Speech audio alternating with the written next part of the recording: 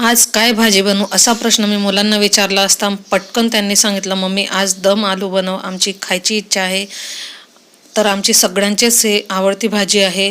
तर आज मी मस्तपैकी तुम्हाला हॉटेलसारखीच टेस्ट असणारी ही दम आलू बनवून दाखवणार आहे. अगदी पटकन तयार होते आणि घरच्या मसाल्यात तयार होते. बाहेरचं खाण्यापेक्षा नेहमी घरचं खाल्लेलं हे बरं असतं.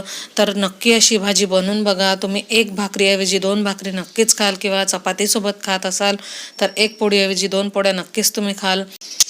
तर नक्की अशी भाजी बनवून बघा. आणि अशाच प्रकारच्या नवनवीन रेसिपीजसाठी चॅनलला लाईक, शेअर आणि सबस्क्राईब करा आणि बेल आयकॉनवर क्लिक करा, म्हणजे असेच नवनवीन व्हिडिओ तुम्हाला पाहायला मिळतील. चला मग मस्तपैकी चमचमीत असे दम आलू बनवायला सुरुवात करूया.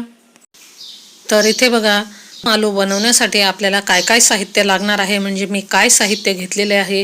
तर सगळ्यात आधी ते साहित्य मी तुम्हाला सांगते, म्हणजे तुम्ही देखील यापुढे अशी भाजी बनवणार असाल तर हे साहित्य तुम्ही याच प्रमाणात घ्यायचं आहे, म्हणजे तुमची ही दम आलूची भाजी छान होईल. तर इथे बघा, मी अर्धा किलो बटाटे छोट्या आकाराचे घेतले आहेत. त्याची साल काढून पाण्यात टाकलेले आहेत, म्हणजे ते काळे पडणार नाही. 2 मोठे कांदे बारीक चिरलेले आहेत, उभे पातळ चिरा किंवा बारीक चिरा. 1 टोमॅटो घेतला आहे. कांदा लसूण मसाला घेतलेला आहे 1.5 चमचा. त्यानंतर अर्धा चमचा मी हळद घेतलेली आहे. अर्धा चमचा इथे धनेपूड घेतलेली आहे. त्यानंतर लाल तिखट मी इथे घेतलेलं आहे, तर ते 1 चमचा घेतलेला आहे. धनेपूड ही मी घरी बनवलेली आहे, म्हणजे धने भाजून मी घरीच पावडर करते. इथे कोथिंबीर घेतली आहे.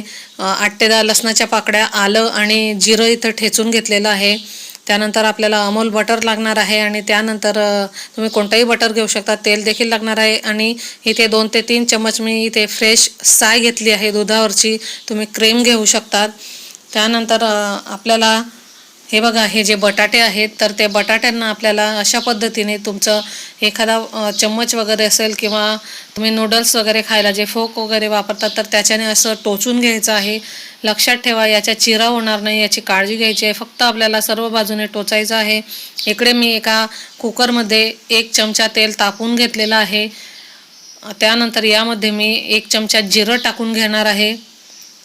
छान असं हे जिरं तडतडलं म्हणजे त्यामध्ये हे बटाटे टाकायचे आहेत. त्यानंतर यामध्ये पाव चमचा हळद टाकून घ्यायची आहे. छान मिक्स करायचं आहे. थोडं चवीनुसार मीठ टाकून घ्यायचं आहे. आणि या बटाट्यांना तुम्ही पाणी न टाकता याची 1 शिट्टी काढून घ्यायची आहे.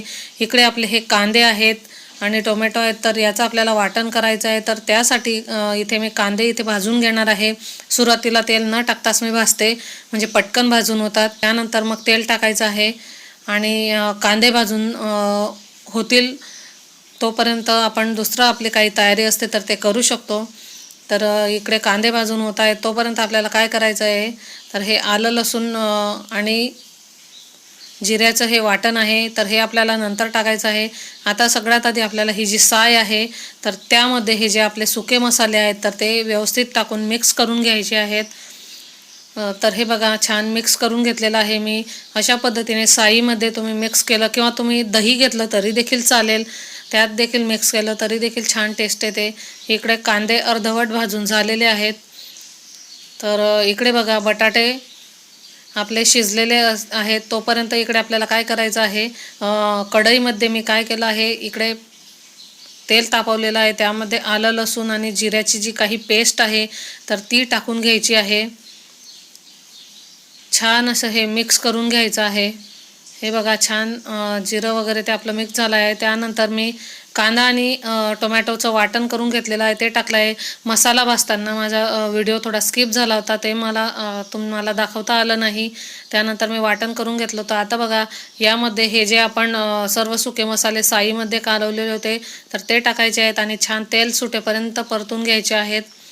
त्यानंतर यामध्ये मी बटाटे टाकून घेतलेले आहेत आणि पुन्हा मिक्स करून 1 ते 2 मिनिट लो फ्लेमवर हे वाफवून घेतले आहेत मसाल्यांमध्ये.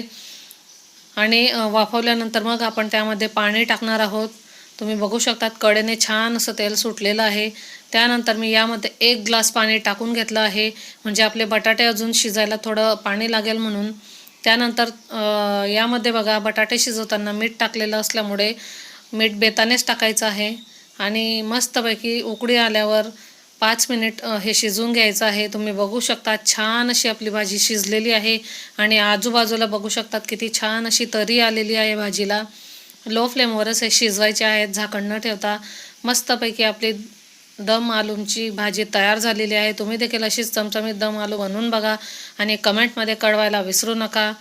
चला तर मग पुन्हा भेटू अशाच एका नवीन व्हिडिओसह.